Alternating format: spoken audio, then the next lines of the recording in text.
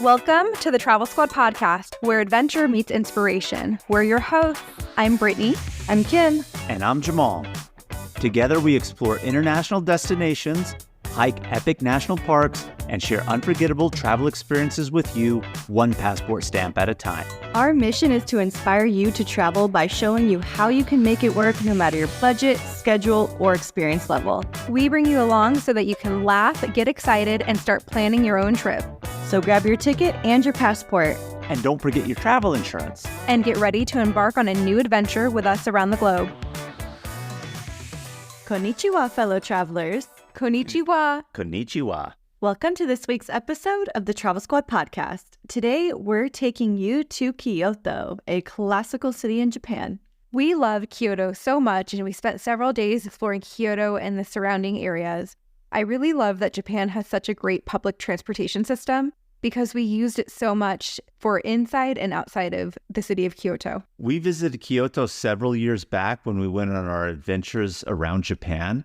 And even though we have a previous episode where we talked about our time in Japan, this is going to be all about Kyoto. We constantly continue to receive emails and DMs with your questions about Kyoto. And with Japan being a hot travel destination right now, due to the dollar being really strong against the Japanese yen, we really wanted to bring you guys this episode to help with those Japan travel plans. We have a couple episodes already on Japan, on this epic trip that you all took. Out of all the places that you two went, Kyoto seems to be the one that you talk about the most. Why is it so amazing?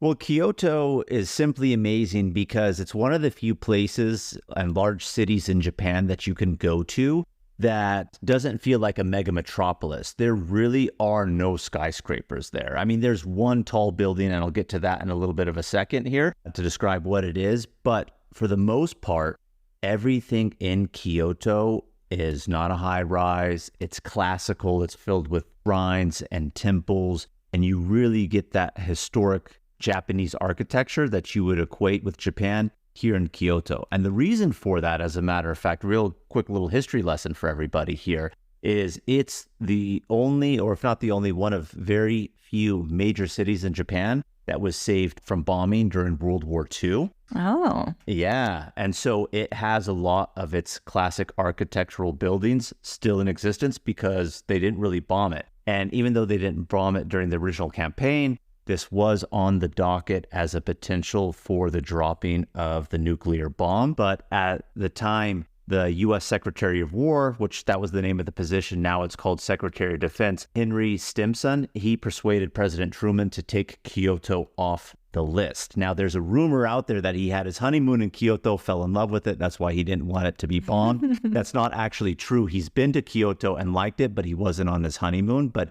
he's really the person that saved Kyoto from being absolutely destroyed because this is where they wanted to drop the nuclear bomb. Wow, that is cool that it got saved. It makes me a little bit sad thinking about all of the other parts of Japan what they could have been. Yeah, I was going to say one of the reasons why I love Kyoto so much is probably because we spent a lot of time there. Kyoto is a great hub. It's a great city and a great hub to visit other areas and the surrounding cities. You can easily get to Nara in like 45 minutes and some other places. So we spent the most amount of time in Kyoto, behind Tokyo, of course. But Tokyo, we focused a lot on the Disney parks. So I feel like we really got a feel for Japan while we were in Kyoto. And Kyoto served as the capital of Japan from the year 794 all the way up until 1868. So that's just shy of 1,100 years of history in this one city. So again, when we're talking about the classic architecture, the temples, the shrines, and we mentioned this on our previous Japan episode, but I'll go ahead and remind everybody, if you don't know, a temple is a Buddhist thing. A shrine is a Shinto building, and Shinto is the indigenous religion of Japan, whereas temples are for Buddhists. Very interesting.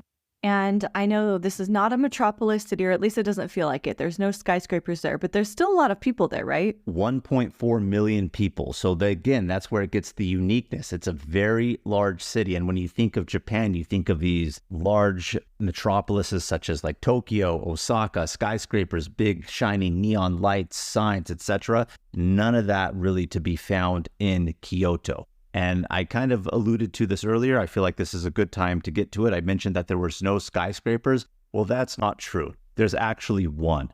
and that's Kyoto Tower. And with its antenna, it's 430 feet tall, which is pretty tall. But in comparison to the other buildings, there's nothing anywhere near that height. And even when this was built in the 1960s, it caused such controversy because everyone in Kyoto thought this is way too modern. It's not going to fit the aesthetic of the city. And people were throwing a hissy fit. The government, for whatever reason, built it, but that's not to say that there's not modern buildings and buildings that aren't maybe 4 or 5 stories tall, because of course there is. But you're not going to find that mega dense metropolis here in Kyoto. Nice, calm, quaint. All right, I know you two have them, so let's go in hard with the tips for Kyoto. So Kyoto is only a 2-hour and 20-minute bullet train ride from Tokyo. So if you are hard on wanting to visit Tokyo, this is an easy bullet train ride away from Tokyo. So we'll start there. Speaking of taking the bullet train, if you get to Kyoto this way, which if you're anywhere else in Japan, you absolutely should. I wouldn't even recommend at all flying from one city to the next. Take the train. It's an experience in and of itself. But to that point, stay at a hotel near Kyoto train station. Kyoto train station is amazing. It's a central hub. You can take the bullet trains, more regional non-bullet trains for the day trips or half-day trips that we're going to talk about coming up here on things to do utilizing Kyoto as a hub. But with that same theme, also look into buying the JR Rail Pass in advance. JR stands for Japanese Rail. This is only available to foreign tourists, but you can get a substantial discount versus buying individual tickets. You can buy it for a week, 14 days, 21 days in advance, which pretty much gives you unlimited use on a lot, if not majority of the trains within Japan. Yeah, the price has gone up with the JR Rail Pass in recent years. On their website, though, you can put in where you plan to go, and you can actually see if it's worth buying the pass or if it's worth to buy individually, depending on what you have planned out in Kyoto. So just take that into consideration. Some of the local train lines allow you to use the JR Rail Pass, and on one of the day trips that we're going to talk about from Kyoto, we used the JR Rail Pass for a ferry and saved money that way as well. Oh, so it goes beyond the train. It does, yes. Next tip would be to have some sort of cell phone service, more particularly for data. So check with your local carrier that you have. See if you have any service internationally. We say this all the time. We love T-Mobile because they give you 5 gigabytes of data free per month on certain phone plans if you're traveling internationally outside the United States. But one thing that's really unique about Japan is they have the capability where they rent to you pocket Wi-Fis. So this will allow you to have data streamed to your phone. That way you can get around, use it for Google Translate. You have directions. You're going to want some sort of data service. So just be sure to either get that pocket Wi-Fi or look into your local carrier and see what options they have for you on your home phone. Do you purchase the pocket Wi-Fi in the airport or ahead of time, or how does that work? We reserved ours online ahead of time, and we picked it up in the airport when we arrived. But you can also have them delivered to your hotel, or they have some pickup spots. So it depends on where you're renting from and who you're renting from, but there's a lot of different options to get them. The JR Rail Pass website actually has a link for you to order the pocket Wi-Fi. Nice. So if for whatever reason you happen to be flying direct into Kyoto, you can get it from the airport probably there, or just when you're booking your JR Rail Pass, if you already know what hotel you're going to be at, again, they will have it already delivered to a lot of hotels. So it's very easy and convenient to get with lots of options. Well, we're kind of on the subject of hotels. Do you want to mention, not just for Kyoto, but just in Japan in general, sometimes when you're looking to book a room, sometimes it'll say single room, which means like it's literally one like double bed or a twin bed even. So when you're looking to book a hotel room, just be conscious of the bed type that you're selecting, because it's not here in the US where you're getting a king size bed necessarily. Did you and Jamal have any mishaps where you had to share a twin size bed? We did not have any mishaps of having to share a twin-size bed. But I think in one of the hotels, it wasn't in Kyoto, it was outside of Kyoto, we had our own separate beds that were like twin or double size. So yeah, because there was no rooms available left with bed large enough for both of us. So we had to get like 2 single beds. And that's actually very common in Japan also. A lot of the hotels, though, do provide robes and slippers. Ooh. It is a country where you should not be wearing your shoes in the room. You take your shoes off at the entrance. You put on a robe and slipper for when you're in the room. And Are you also supposed to disrobe upon entering your room? I didn't look into that, but I think that's just the natural progression, right? I guess it depends on who you're entering the room with, huh, Kim? We don't know. And while we're talking about amenities, Japan is a very clean culture. They have the most amazing toilets I've ever sat on. In public, a lot of the times they're heated, so you're never sitting on a cold toilet seat. And then, of course, they have the bidets attached to them. So they have the controls so you can control where the water's hitting, the front, the back. Closer tush, as we like to really say, it gives you the option. And the water comes out hot and warm. And this is one of the things that we stress all the time when we're talking about Japan, especially if people haven't been, they don't know. Toilet culture in Japan. Amazing. 10 out of 10. Yeah, even public restrooms are amazing. Majority of them have the bidets, and I love it. It's probably one of my favorite things about Japan, believe it or not. But just know that those are there, because if people don't, sometimes there's a learning curve to figure out all those button options that they have on the bidet. So just kind of do your research before you go to figure it out, because sometimes when it sprays the water, it can go on forever. You have to actually hit the button for it to stop. Some of them stop automatically. So there's a little bit of learning curve, but once you get the hang of it, it's full-blown luxury out there. Well, I know you two went when it was cold season. My concern is if you're there during warmer months, you might not want that warm toilet seat or the warm water. Are there temperature options here? That's a great question that when we go back during warmer times, we'll have to let you know the answer. I really don't know that, Kim. Great question. Uma pausa no seu podcast para falar sobre a beleza, essa força poderosa que nos move. No Grupo L'Oréal, nós criamos a beleza com sustentabilidade. Utilizamos em nossas embalagens 85% de plástico PET de origem reciclada. 65% dos ingredientes vieram de base biológica ou derivados de minerais abundantes. Grupo L'Oréal, nós criamos a beleza que move o mundo. Interrompemos esse podcast para perguntar: quem você quer ser? Designer, engenheira, pedagoga, administrador. Quer saber? O Senac EAD é nota máxima no MEC. Tem cursos de diversas áreas, com conteúdo elaborado por especialistas do mercado e professores mestres e doutores. Ainda tem o Senac Carreiras, conectando estudantes a vagas de emprego em todo o país. Saiba mais em ead.senac.br/graduação. Aqui é o Tigre Tony, de Sucrilhos. Cheguei aqui no meio do seu podcast para te falar que existem coisas mais importantes que ganhar ou perder. Dar o seu melhor. E assim você mexe nos seus placares pessoais, que são diferentes daqueles que marcam se seu time ganhou ou perdeu. Os seus placares marcam cada objetivo que você superou. Conte com a energia de Sucrilhos para bater todas as suas metas. E mostre sua garra. Sucrilhos, desperte o tigre em você. Where did you two stay when you went to Kyoto?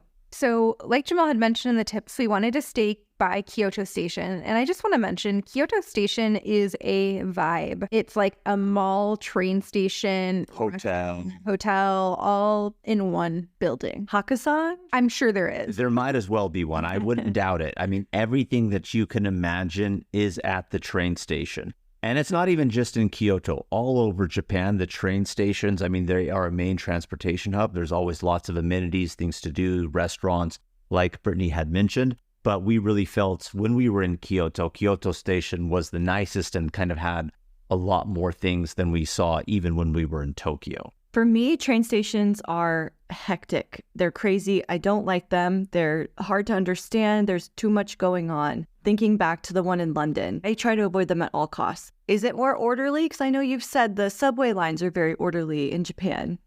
I felt like it was like going to a mall, really. I didn't feel like it was super hectic or anything. That was our experience when we went. But I get your sentiment, Kim, where like you don't want to go to a lot of train stations. Like people are there rushing to go somewhere. But I feel like this is just more than that. And there's different layers to the train station where like the trains actually leave and then where the shops and the mall and restaurants are. So I feel like it's a little bit more laid back. But you were asking where we stayed. We stayed at the Daiwa Royal Hotel Grande in Kyoto. It was right around the corner. It was a walkable distance with our luggage. So that was one of the main reasons we picked it. It was nice. They had really nice robes and slippers. And there was also an espresso machine in our room as well. A great place to stay. Also in Japan, 7-Elevens are super popular. Do you know much about the 7-Elevens in Japan, Kim? I've heard they have some gourmet food options. Lots of great food options.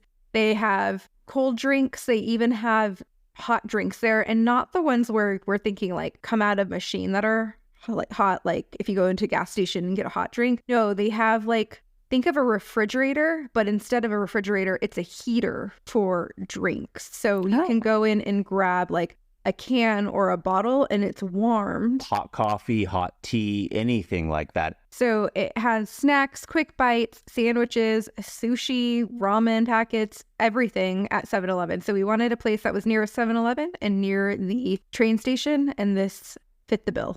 Also, again, we were right by Kyoto Station, as we had mentioned. I will say this, when you go to Kyoto, once you get settled into the hotel, or maybe before you go to the hotel, if you happen to be staying a little bit further away, stop by the Kyoto Station Visitor Center. It's a great place for anybody to go. You can buy your metro and bus cards there that will give you unlimited use for, 24, 48, 72 hours. A lot of the workers, well, not a lot of the workers, all the workers in there speak a second language to help you with whatever language you do speak. And they can give you maps, tell you, yes, you want to go here, this is what line you need to take, or this is what bus you need to take, then transfer. So if it's been hard for you, or even if you were able to figure it out, but just want that reconfirmation or just get a second piece of advice from somebody, go to the visitor center and have them just really fine tune that itinerary and travel route for you. It'll make your experience getting around Kyoto a lot simpler, because in Kyoto, there's only 2 metro lines. One runs north to south, one east to west, and that really leaves a lot of gaps in between. Most of your stuff is going to be bus, so they can really help you out with those bus routes. And when we were there, we used Google Maps for the public transportation setting, and that helped us get around Kyoto just fine. So download those offline maps, right? Yes, but more importantly too, beyond having the offline maps, make sure you have Wi-Fi or data so that you can use the public transport setting. So that's getting settled in. Once you get to your hotel, make your stop in Kyoto Station Visitor Center. What are we going to do? We hit the ground running the next day after we had gotten settled, because we arrived via train kind of in the late afternoon, early evening. We went to the Arashiyama Bamboo Grove. If you Google photos of Kyoto, I'm sure this will come up as one of the top photos.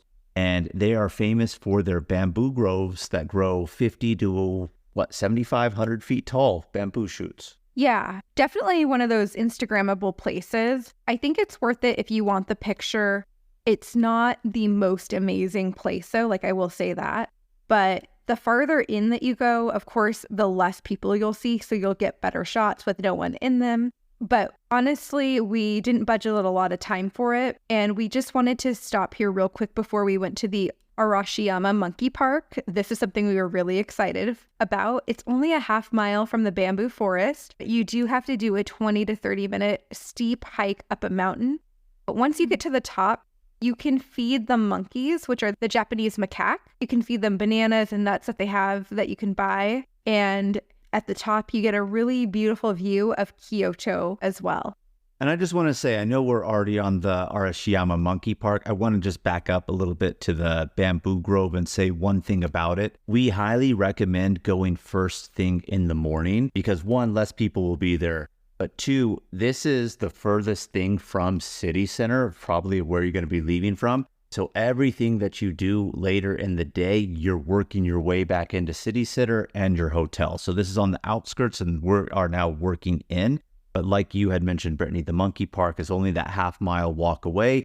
Most of it is that little hike up the mountain to get to where they're at. But I loved our time when we were at Arashiyama Monkey Park. They even have a monkey feeding. Yes, you can, for a few yen, buy food, feed them yourself, which is really fun. But the workers will have like a mass feeding where they take buckets and they just throw it out. And then you can watch all the monkeys descend and grab and hold And they're not even eating as they're picking it up. They're just like holding it, stacking it like squirrels with nuts in their mouth, except it's not in their mouth. It's in their paws and hands. And then as soon as there's nothing left, they're just like running off and getting back up in the trees and eating and having their feast. So this is a cool, fun experience. And it gives you, since it's at the top of a hill, a great panoramic view looking down onto the city of Kyoto. Yes, it's definitely worth the time, and it's not that expensive to do. Another thing that we would recommend to do while you're in Kyoto, this is on the top of my list, was to visit the Golden Pavilion. It's actually called the Kinkakuji Temple. It's a Buddhist temple,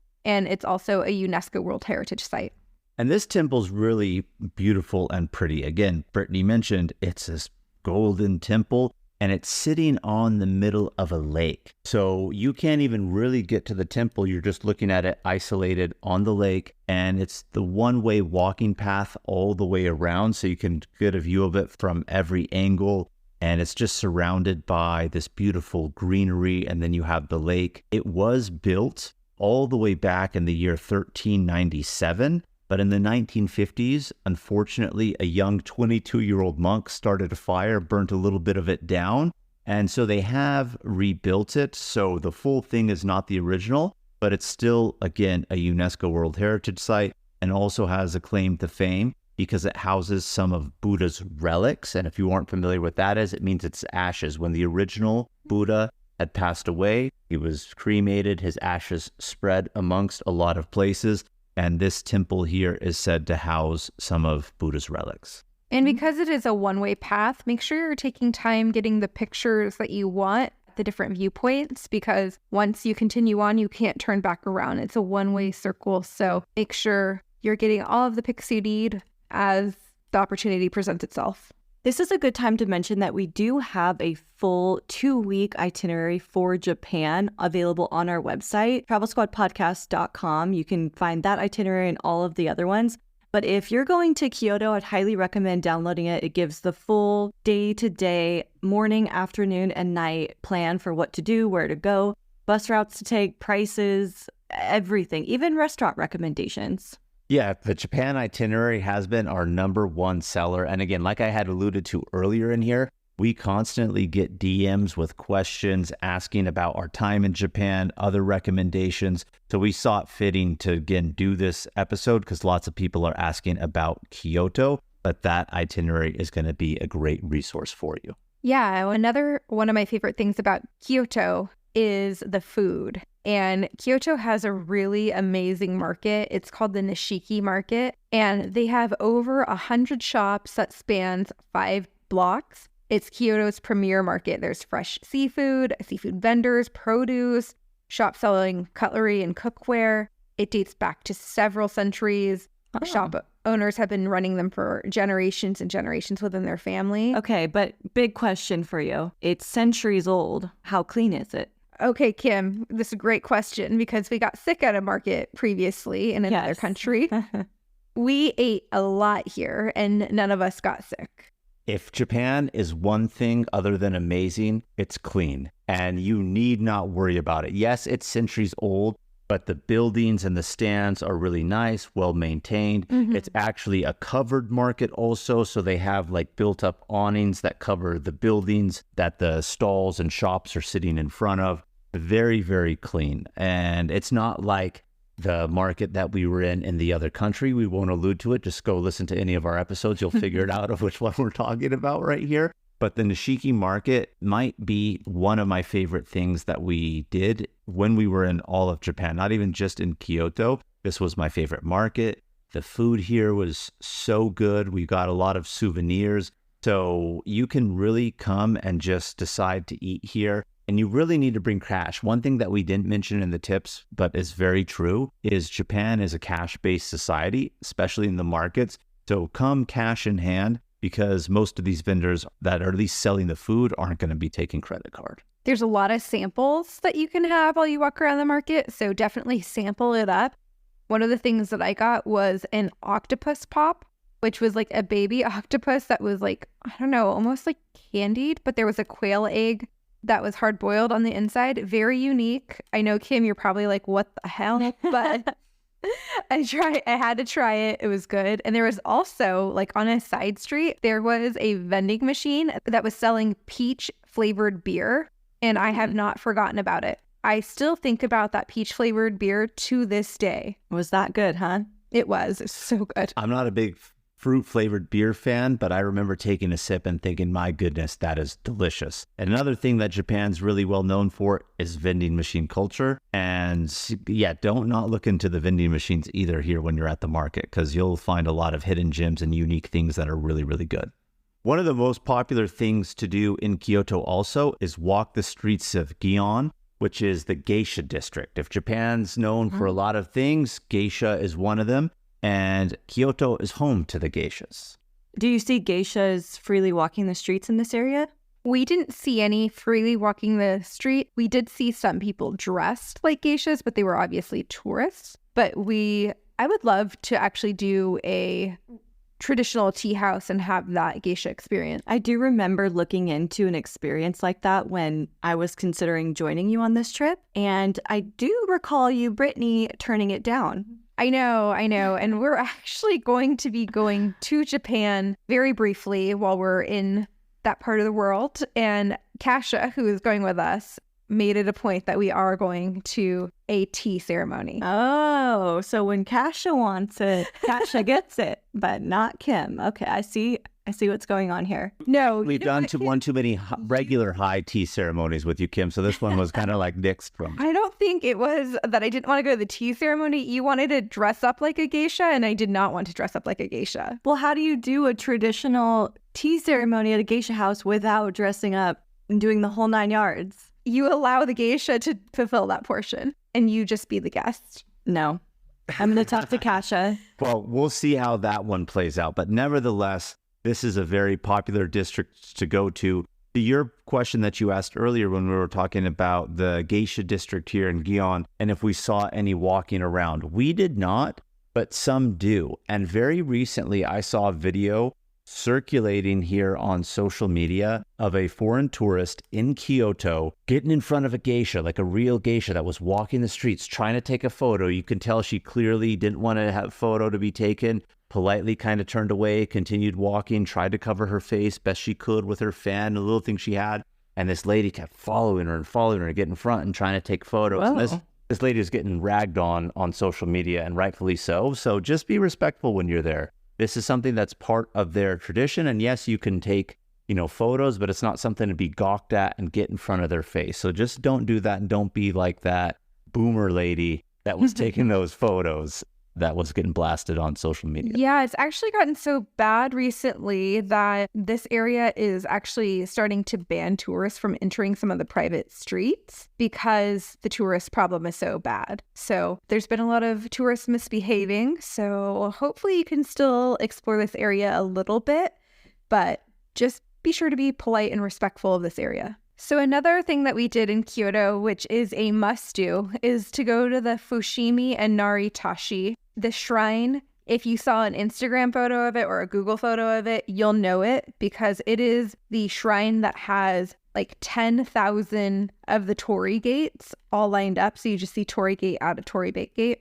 The shrine sits at the base of a mountain, and there's a lot of smaller shrines as you go up the mountain. The farther up the mountain you go, the less people you'll have, so it'll feel less touristy and more authentic, and you'll be able to get better pictures. Yeah, I mean, I guess that's a general tip and rule of thumb for anything. I mean, if you're at a tourist destination and you're either going uphill or walking further away from the entrance, those are really going to be your best spots for photos because there's going to be less people. You could get better opportunities, see things that most people aren't really seeing because they don't venture that far.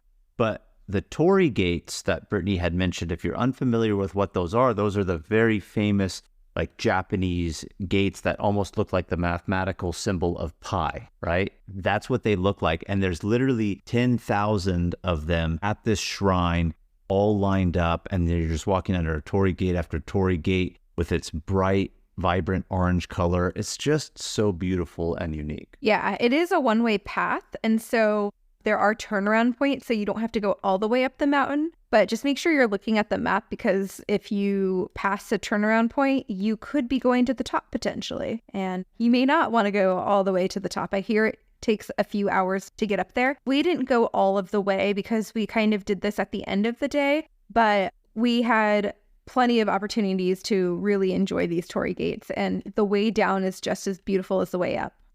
I am surprised to hear that you wouldn't go all the way up.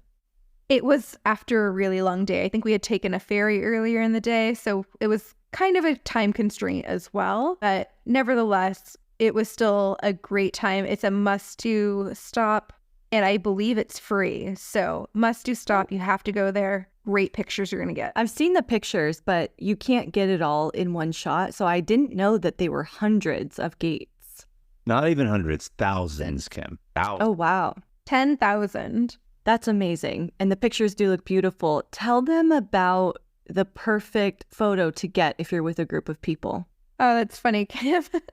So we have a picture where so all of the torii gates are lined up, but if you're in a group of people, you can kind of peek behind the torii gates, and each person can be behind its own gate, I guess. And you just kind of peek out for the picture, and then you get the path down the middle, and that is the perfect shot.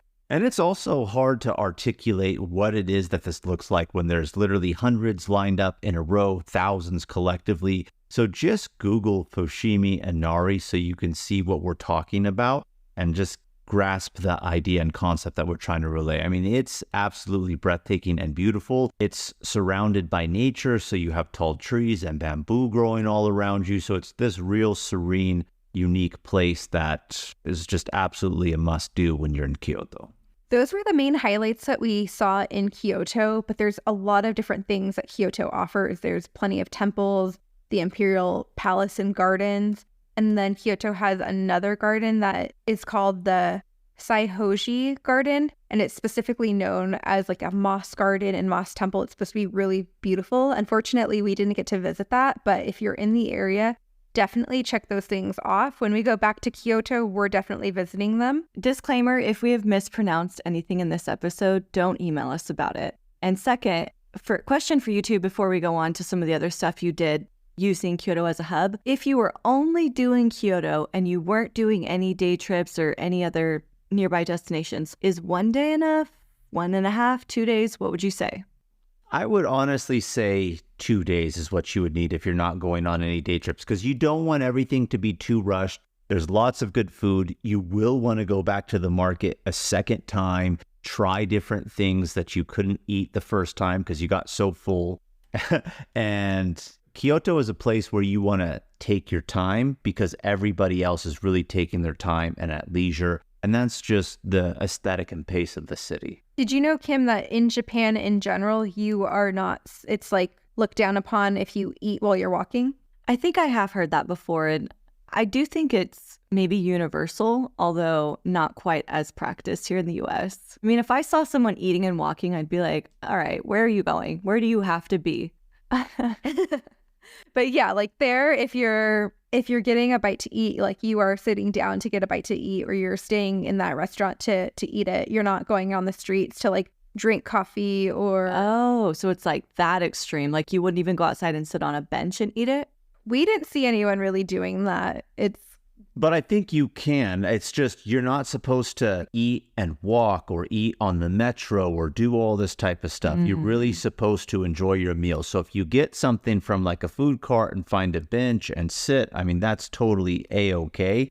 But yeah, you're not really supposed to be walking or moving around with it. But like you mentioned, Kim, we did use Kyoto as a hub. So we did visit some close nearby cities outside of Kyoto. One of my favorite places that we visited was Nara. Nara is known for the Sika deer that are there. You can pet the deer. You could feed the deer. They sell deer crackers from the vendors. The deer will eat anything you have in your hand. So a deer was eating my map. Yeah, we were taking photos and Brittany was petting a deer. Then another deer came from over her shoulder, bit the map out of her hand, ate half of it. And so these deer are really acclimated to human presence, right? They're obviously wild deer, but a lot of Nara, which Nara also used to be a capital of Japan historically. So again, lots of temples, shrines, also another UNESCO World Heritage Site. But they've made their way from nature kind of into the central parks and shrines where a lot of tourists are. They're just really used to being around them. So you will find even vendors that are selling those deer crackers. But again, if you have your own food or even paper, they will try to munch it out of your hands. So just be mindful as they get close to you. But otherwise, they are friendly, except for the one deer that head-butted Brittany right in the ass one time. You remember that, Brittany? Yeah, I mean, how could I forget? I went flying in the air. She was feeding another deer and had her back turned, and then another one came from behind trying to rush in and bumped her, and then she just got knocked out. I really wish I had my camera rolling for that, because that would have been great. Oh my God. That memory lives in my head rent-free, and I love it. Jamal tried the deer food. How was it, Jamal? The deer food tastes exactly like a fortune cookie. I mean, they're just selling cookies that they're saying is deer food. So that's what the vendors are selling. You could buy it for not very expensive at all. I think they're not selling it more than the equivalent of like $1 or $2. Yeah. So, but I had to try it. I said, what are the deer going crazy for? And it tasted like a fortune cookie. And it just so happens that Jamal likes fortune cookies too. So don't get too excited by the first deer. Like, we were super excited. Like, oh my gosh, there's deer. There are so many as you go through Nara Park. Nara Park is a huge park with temples and shrines. Some of them are known as UNESCO World Heritage Sites. So you're going to see plenty of deer. If you bow to a deer might bow back to you. And we also saw deer respecting the crosswalks. Can you believe it? Oh my gosh. You're so smart. I'm just so shocked that you said the deer might bow to you. I feel like every deer, when you bowed back to you. And yes, they really did mind the crosswalk. They waited for it to go. It's like, I'm telling you, they are acclimated to humans, and that makes the experience so much more fun. They're truly wild animals, yet they are acclimated to the presence and the city that is around them. You have the temples and shrines. Nara was really my favorite day trip that we took outside of Kyoto. And one of the most famous parts of Nara inside the park is a shrine called the Kasuga Tashi Shrine. It's Nara's most celebrated shrine, and it's really beautiful. There are hundreds of bronze lanterns hanging from the building, and then there's a whole bunch of stone lanterns lighting the pathway to approach the temple. The lanterns are only lit 2 times per year during specific lantern festivals, but the whole shrine as a whole is so beautiful. So it's definitely one that you have to check out while you're in the park. And those lantern festivals, if you time your trip right or just happen to be there during that time, is in early February and mid-August. So just kind of Google and see when those official dates would be, if that happens to be around the time that you're going, because I think that would be really awesome to see those all lit up. Because even during the day when we were there, it was cool to see the lanterns. I can imagine seeing them at night all lit up when they finally do those 2 times a year. That'd be amazing. Plan your trip around it. Another day trip that we took from Kyoto was to Hiroshima. We used our JR train pass to take a train to Hiroshima, and we spent the day there. What did we do, Jamal? We did lots of things, and we've mentioned this before in the previous episode. Hiroshima is a very interesting city, and if the name doesn't ring a bell to you, it's the first city that ever had a nuclear bomb dropped on it as an act of war.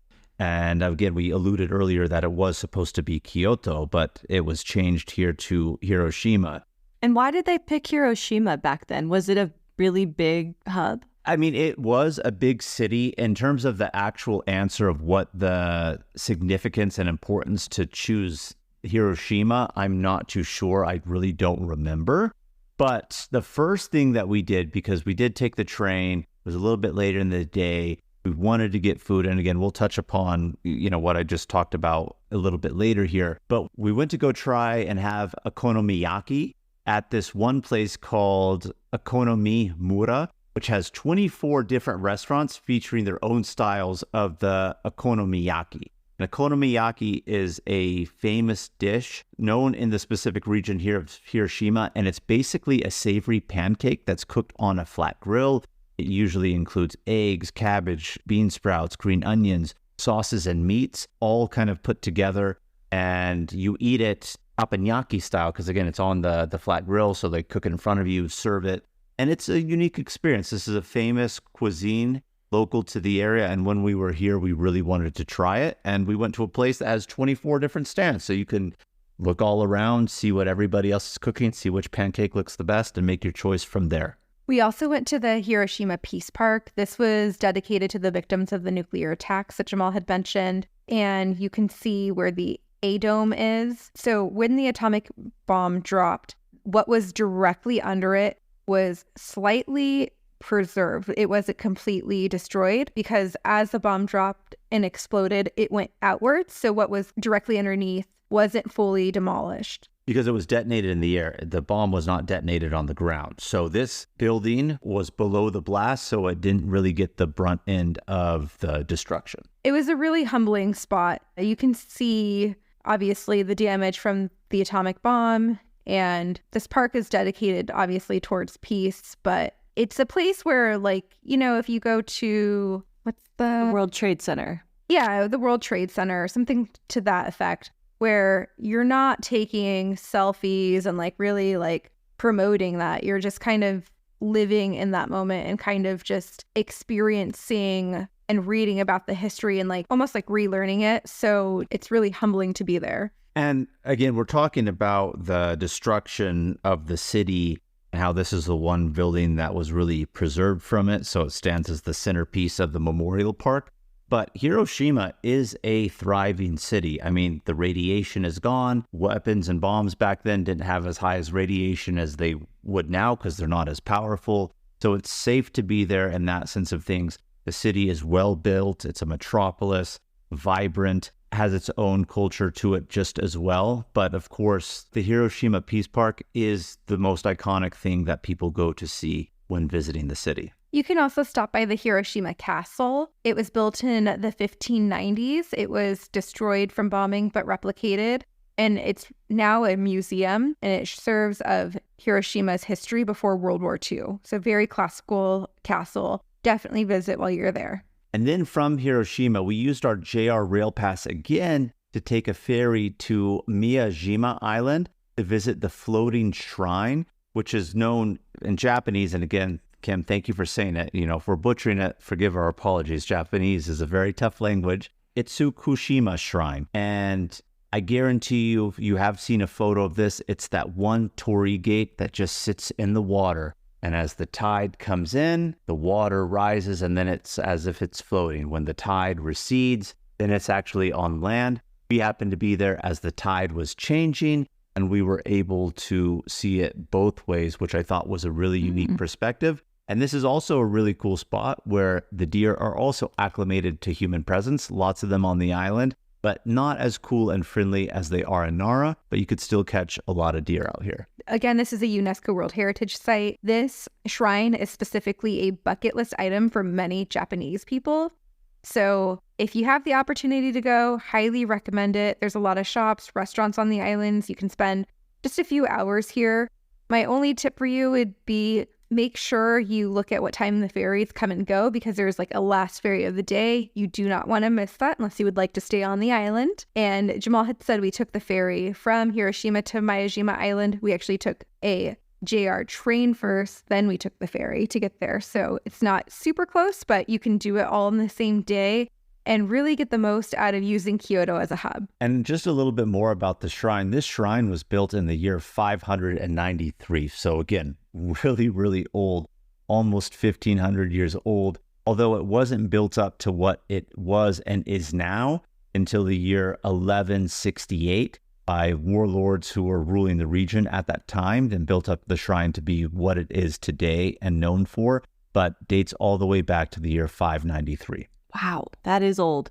That's crazy. I know, and that's what I really love about Japan, more particularly Kyoto. We were just talking about the Golden Pavilion temple that houses Buddha's relics, and it's not as old as this temple we were just talking about, but dates all the way back to 1397, right? So Oh my gosh. a lot of history, and it's just an amazing region of Japan to be in here in Kyoto. Now that you have been to Kyoto, and it's been a couple of years, would you go back? And if so, is there a lot more to do? I would definitely go back to Kyoto. I think it's a good spot. There were things like I had mentioned that we didn't get to do. We didn't go to the Imperial Palace. You didn't go to that top? No, we didn't go to the top of that building. We didn't go to some of the other temples or other famous gardens. So definitely there is more for us to do there. Would love to go back to the market. And again, you can use Kyoto as a hub. You can go to Osaka. Osaka is like 30 minutes away from Kyoto. Osaka is a huge foodie area in Japan. You can go to Kobe, get some Kobe beef. Why not? Ooh. It's another like 30, 45-minute train ride. So Kyoto is very central to use as a hub and go a lot of other places within Japan. And given those other places to go, like, yes, there's lots that we still didn't do in Kyoto that we would like to do, but there's also lots in the surrounding area, very quick 30-minute train ride away that we still want to be able to do as well. If you like this episode on Kyoto, then definitely go back to some of our other episodes on Tokyo and other things that we've done in Japan.